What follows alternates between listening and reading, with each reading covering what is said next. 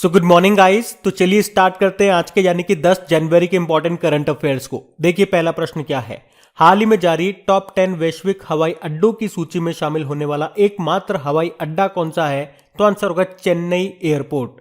तो अभी aviation analytics firm cerium ने दुनिया के टॉप 10 ऐसे हवाई अड्डों की सूची तैयार की है जहां पे साल 2021 में जो फ्लाइटें हैं वो लगभग ऑन टाइम रही हैं, और उसी में भारत से एकमात्र हवाई अड्डा कौन सा है जिसे इस सूची में शामिल किया गया? तो आंसर होगा चेन्नई एयरपोर्ट।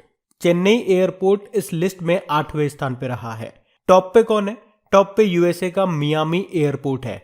अच्छा, अगर मैं आपसे पूछूं भारत में 4 रनवे वाला देश का पहला हवाई अड्डा कौन सा होगा? तो आंसर होगा इंदिरा गांधी इंटरनेशनल एयरपोर्ट। और इंदिरा गांधी इंटरनेशनल एयरपोर्ट किस वर्ष तक शुद्ध शून्य कार्बन उत्सर्जन वाला हवाई अड्डा बन जाएगा? 2030 तक। अभी आपको याद होगा ये हैदराबाद इंटरनेशनल एयरपोर्ट है। इसने राष्ट्रीय ऊर्जा संरक्षण पुरस्कार 2021 जीता था। और बताओ किस एयरपोर्ट को काउंसिल इंटरनेशनल का रोल ऑफ एक्सीलेंस अवार्ड मिला था? तो आंसर होगा कोचीन एयरपोर्ट को। हमारे एविएशन मिनिस्टर कौन है? ज्योतिरादित्य सिंधिया है। और पूछे नागरिक उड्डयन सुरक्षा ब्यूरो यानी कि bureau of civil aviation security के डायरेक्टर जनरल कौन बने थे? नासिर कमल बने थे। अभी औरंगाबाद हवाई अड्डे का नाम बदलकर संभाजी महाराज एयरपोर्ट कर दिया गया था। अयोध्या एयरपोर्ट का नाम बदलकर मर्यादा पुरुषोत्तम श्री राम के नाम पे कर दिया गया।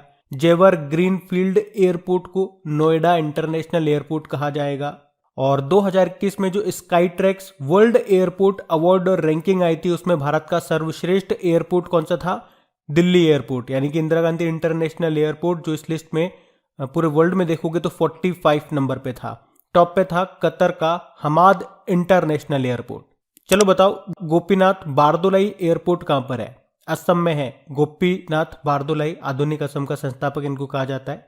जयप्रकाश नारायण इंटरनेशनल एयरपोर्ट कहां पर है? पटना में। वीर सावरकर एयरपोर्ट आपको मिलेगा अंडमान निकोबार में। सुभाष चंद्र बोस एयरपोर्ट ये आपको कोलकाता में मिलेगा। और सुभाष चंद्र बोस जी की जयंती को यानी कि 23 जनवरी को हम पराक्रम दिवस के रूप में भी मनाते हैं। डॉक्टर भीमराव अंबेडकर एयरपोर्ट ये आपको मिलेगा नागपुर में। लाल बहादुर शास्त्री एयरपोर्ट आपको मिलेगा वाराणसी में।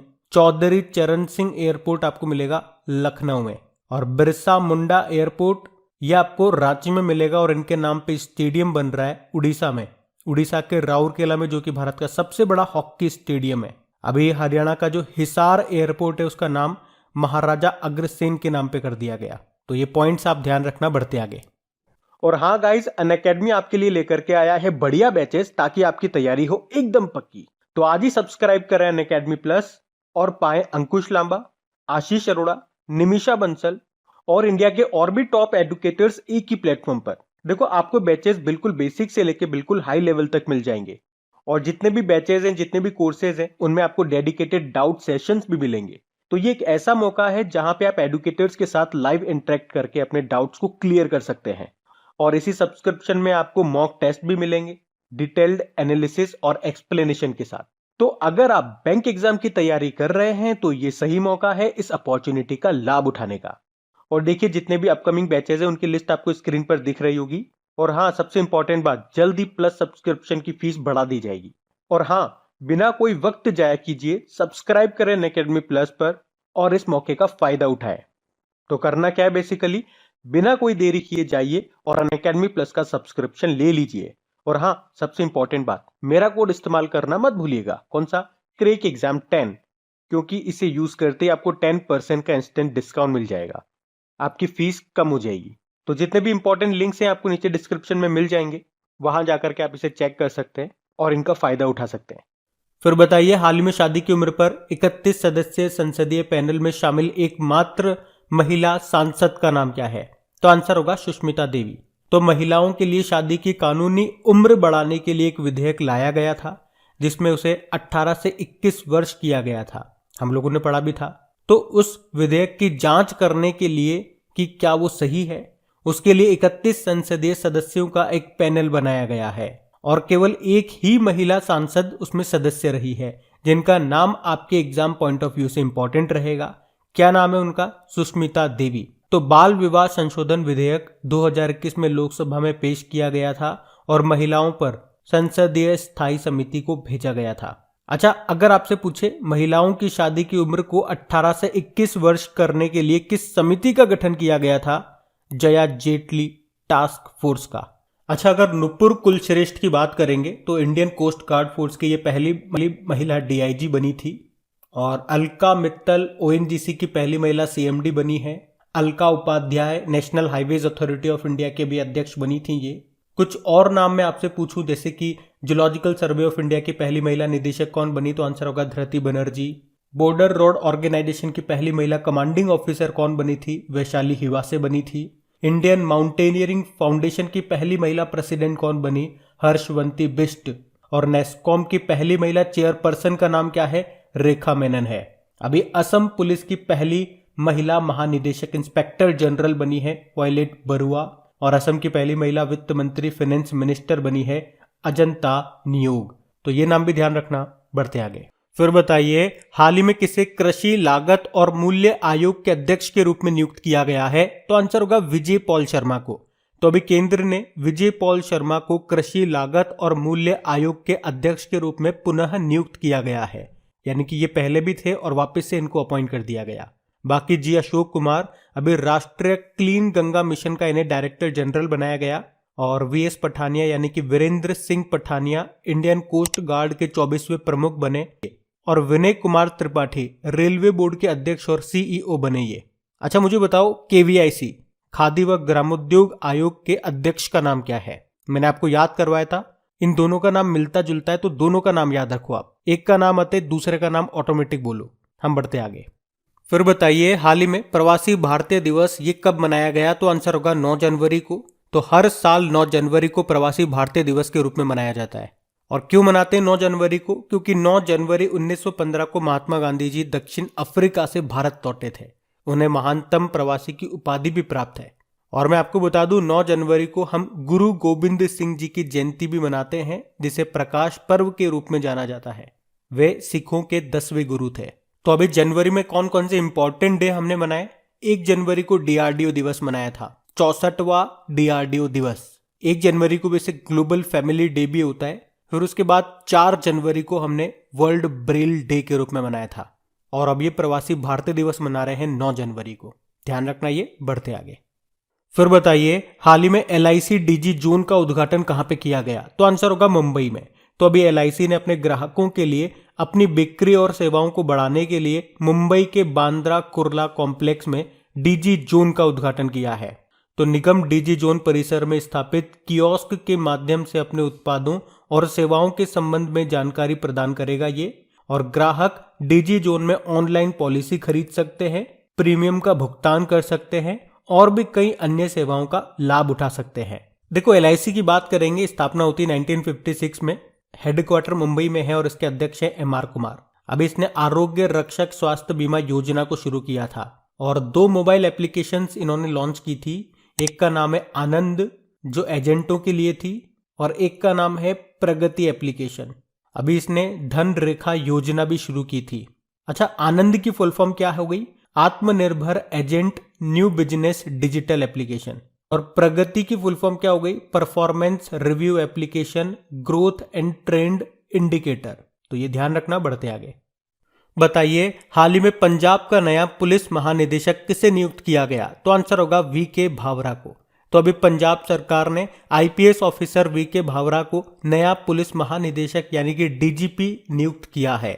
उन्होंने किनका स्थान लिया? सिद्धार्थ चट्टोपाध्याय का।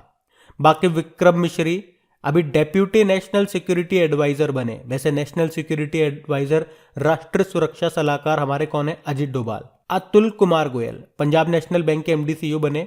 और अतुल कुमार राणे ब्रह्मोस एरोस्पेस के एमडी सीईओ बने थे ये। तो ये नाम भी ध्यान रखना। बढ़ते आगे। फिर बताइए, अभी हाल ही में किस देश के क्रिकेटर धनुष्का गुणाथिलाका ने टेस्ट क्रिकेट से संन्यास की घोषणा कर दी है? आंसर होगा श्रीलंका। तो श्रीलंका के बल्लेबाज धनुष्का गुणाथिलाका ने जनवरी 2022 को टेस्ट क्रिकेट से संन्यास की घोषणा कर दी है। अच्छा, जब भी क्रिकेट की बात आती है 2-4 चीजें आपको याद होनी चाहिए। जैसे कि अभी विजय हजारे ट्रॉफी 2021-22 को जीत लिया हिमाचल प्रदेश ने तमिलनाडु को हरा के। और विजय हजारे ट्रॉफी 2020-21 को जो कि पिछले साल स्टार्टिंग में हुई थी, उसको जीता था मुंबई ने यूपी को हरा के। सैयद मुश्ताक अली ट्रॉफी की बात करेंगे, उसको जीत लिया तमिलनाडु ने कर्नाटक को हरा करके। और अभी सेंचुरियन में टेस्ट मैच जीतने वाली पहली एशियाई टीम कौन सी बन गई है? भारत बन गई है। बताओ बिग बैश लीग में शतक लगाने वाली पहली भारतीय महिला कौन बनी है? स्मृति मंधाना। अभी राष्ट्रीय नेत्रहीन क्रिकेट टूर्नामेंट को किसने जीता? आंध्र प्रदेश ने कर्नाटक को हरा करके। और 2022 में आईपीएल कहां पे होंगे? भारत में होंगे। 2025 में चैंपियंस ट्रॉफी कहां पे होगी? पाकिस्तान में होगी। और 2021 में जो T20 मेंस वर्ल्ड कप हुए थे ओमान और यूनाइटेड अरब अमीरात में, उसको जीत लिया है ऑस्ट्रेलिया ने न्यूजीलैंड को हरा करके। अभी दुनिया की सबसे उम्रदराज टेस्ट क्रिकेटर का निधन हो गया था, उनका नाम भी याद रखना, इलीन एश उनका नाम है। बढ़ते आगे। बताइए हाल ही में रोटोमैक के मालिक का निधन हो गया, उनका नाम क्या है? विक्रम कोठारी। तो रोटोमैक के मैनेजिंग डायरेक्टर विक्रम कोठारी का भी निधन हो गया। उन्हें 1997 में प्रधानमंत्री के द्वारा सर्वश्रेष्ठ निर्यातक के रूप में सम्मानित किया गया था और इन्हें कभी इंडियाज पेन किंग के रूप में भी जाना जाता था। उन्होंने 1992 में लेखन उपकरण ब्रांड रोटोमैक के लॉन्च के साथ प्रसिद्धि हासिल की थी। तो रोटोमैक कंपनी के पेन आते हैं ना, तो उसी के मालिक थे ये, इनका भी निधन हो गया। विक्रम कोठारी इनका नाम था, ध्यान रखना ये। बढ़ते आगे। फिर बताइए हाल ही में किस राज्य के मुख्यमंत्री ने स्टूडेंट स्टार्टअप और इनोवेशन पॉलिसी 2.0 को लॉन्च किया? आंसर होगा गुजरात। तो अभी गुजरात के जो मुख्यमंत्री हैं भूपेंद्र पटेल, उन्होंने अगले 5 सालों के लिए छात्र स्टार्टअप और नवाचार नीति यानी कि स्टूडेंट स्टार्टअप और इनोवेशन पॉलिसी को लॉन्च किया है। तो इस पॉलिसी में राज्य के सभी विश्वविद्यालयों में सक्रिय नवाचार और ऊष्मायान केंद्रों की स्थापना के प्रावधान शामिल है। तो इस पॉलिसी का लक्ष्य क्या है? 1000 उच्च शिक्षा संस्थानों और नवाचार और उद्यमिता के 1000 स्कूलों में 50 लाख छात्रों को शामिल करना। बात गुजरात की है, तो ये रहा मैप में गुजरात। देखो गुजरात की कैपिटल गांधीनगर है, जो कि निर्वाचन क्षेत्र कॉन्स्टिट्यूएंसी है। अमित शाह जो कि गृह मंत्री है, सहकारिता मंत्रालय भी इनके पास है। मुख्यमंत्री भूपेंद्र पटेल हो गए, गवर्नर है आचार्य देवव्रत। अभी आपको याद होगा गुड गवर्नेंस इंडेक्स आया था जिसमें टॉप पे रहा था स्टेट कैटेगरी में गुजरात। और आपको याद होगा देश का पहला समुद्री मध्यस्थता केंद्र ये कहाँ पे खुला? गुजरात में। देश का पहला खेल मध्यस्थता केंद्र यानी कि स्पोर्ट्स आर्बिट्रेशन सेंटर कहाँ पे खुला? अहमदाबाद गुजरात में ही। और भारत के किस शहर को स्पोर्ट्स सिटी के रूप में विकसित किया जाएगा? अहमदाबाद को ही। और अभी गृह मंत्री अमित शाह ने अहमदाबाद में ही उमिया माता मंदिर की आधारशिला भी रखी थी। और वर्ल्ड एक्सपो 2022 ये कहाँ पे होंगे? गांधीनगर गुजरात में होंगे। 2021 वाले हुए थे दुबई में। और आरबीआई के अनुसार देश का सबसे बड़ा मैन्युफैक्चरिंग हब कौन सा राज्य बन रहा है? गुजरात। और अभी गुजरात के डांग जिले को 100% जैविक खेती वाला जिला भी घोषित किया गया था। अभी गुजरात के कुन्नरिया गांव में बालिका पंचायत का भी आयोजन हुआ था। और भारत का पहला हरित औद्योगिक शहर कौन सा है? कांडला स्पेशल इकोनॉमिक जोन, विशेष आर्थिक क्षेत्र। वैसे कांडला पोर्ट का नाम बदलकर दीनदयाल उपाध्याय बंदरगाह हो गया है। और गुजरात ने ही ई नगर मोबाइल एप्लीकेशन को भी लॉन्च किया था। अच्छा, गुजरात में कितने स्थल यूनेस्को की विश्व धरोहर सूची में शामिल हैं? तो आंसर होगा 4। अभी चौथा बना था धोलावीरा, जिसका स्थानीय नाम है कोटड़ा द टिम्बा। ये देश का 40वां यूनेस्को विश्व धरोहर स्थल है। अच्छा बताओ दुनिया का पहला सीएनजी टर्मिनल कहाँ पे स्थापित किया जाएगा? गुजरात के भावनगर में। भारत का सबसे बड़ा मल्टी मॉडल लॉजिस्टिक पार्क कहाँ पे बनेगा? अहमदाबाद में। दुनिया का सबसे बड़ा क्रिकेट स्टेडियम आपको मिलेगा अहमदाबाद में ही, जिसका पहले नाम मोटेरा स्टेडियम था, अभी प्रधानमंत्री नरेंद्र मोदी के नाम पे है। और नरेंद्र मोदी से आपको याद आएगा, पहले तो ये याद रखो कि सोमनाथ मंदिर कहाँ पर है? गुजरात में। और सोमनाथ मंदिर ट्रस्ट का अध्यक्ष अभी नरेंद्र मोदी को बनाया गया और इस पद को संभालने वाले ये दूसरे प्रधानमंत्री हैं। पहले थे मोरारजी देसाई।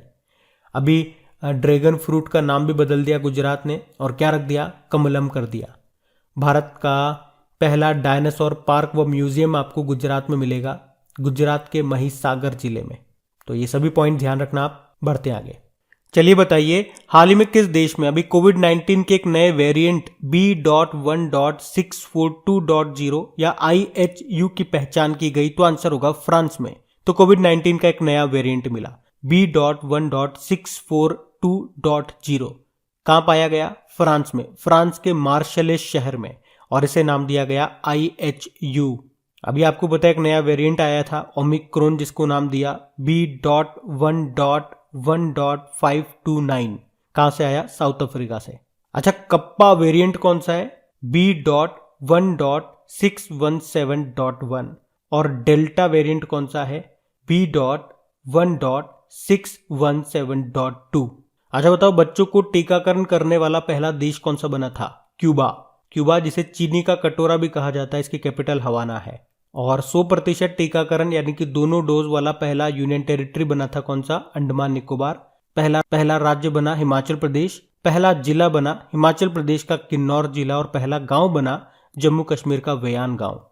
अब बात यहाँ पे फ्रांस की है, तो ये रहा मैप में फ्रांस। कैपिटल इसकी पेरिस है। पेरिस में आपको यूनेस्को का हेडक्वार्टर मिलेगा, फाइनेंशियल एक्शन टास्क फोर्स का मिल जाएगा, OECD organisation for economic cooperation and development का हेडक्वार्टर मिल जाएगा। 2024 में जो समर ओलंपिक होंगे 33वें नंबर के, वो यहीं पे होंगे। करेंसी यूरो है। प्रेसिडेंट इमैनुअल मैक्रोन और प्रधानमंत्री जीन कोस्टेक्स हैं। और सबसे इंपॉर्टेंट याद रखना कि फ्रांस ने अभी 6 महीने के लिए, जनवरी से लेकर जून तक के लिए, यूरोपियन संघ की अध्यक्षता संभाल ली है। बढ़ते आगे।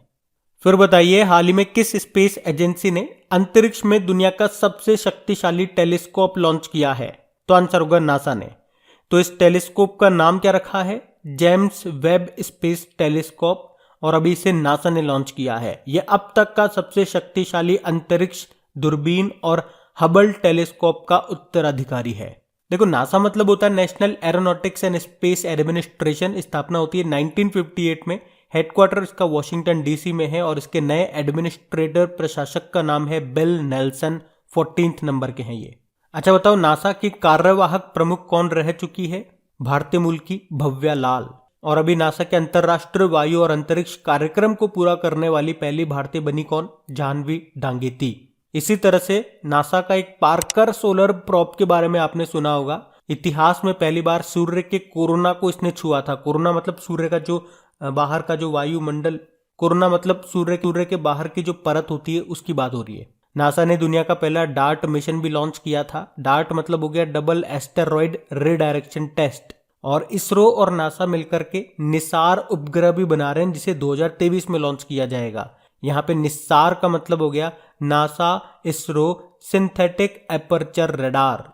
और नासा 2023 में चंद्रमा पर अपने पहले मोबाइल रोबोट को भी भेजेगा, जिसका नाम है वाइपर। तो ये पॉइंट भी ध्यान रखना। बढ़ते आगे। फिर बताइए, अभी हाल ही में इंडिया रेटिंग्स एजेंसी ने वित्त वर्ष 2022 के लिए भारत की GDP ग्रोथ रेट कितना रहने का अनुमान लगाया? 9.3%। GDP मतलब gross domestic product. India ratings agency ये भारत की क्रेडिट रेटिंग एजेंसी है। तो बात करेंगे कल के वीडियो में पूछे गए प्रश्न के उत्तर की। तो कल के वीडियो में आपसे पूछा था अभी हाल ही में किसने अंक ज्योतिष पर पहला गिनीज वर्ल्ड रिकॉर्ड हासिल किया? तो आंसर होगा JC चौधरी ने। आप सभी ने प्रश्न का बिल्कुल सही उत्तर दिया है। और गाइज, अगर सेशन अच्छा लगा है तो इसे लाइक करके अपने दोस्तों के साथ में शेयर जरूर कीजिएगा। और इसकी क्विज आपको मिल जाएगी आपके क्रिक एग्जाम एप्लीकेशन पे, वहीं पे इसकी PDF भी आपको मिल जाएगी। तो ये रहा आपका आज का होमवर्क प्रश्न।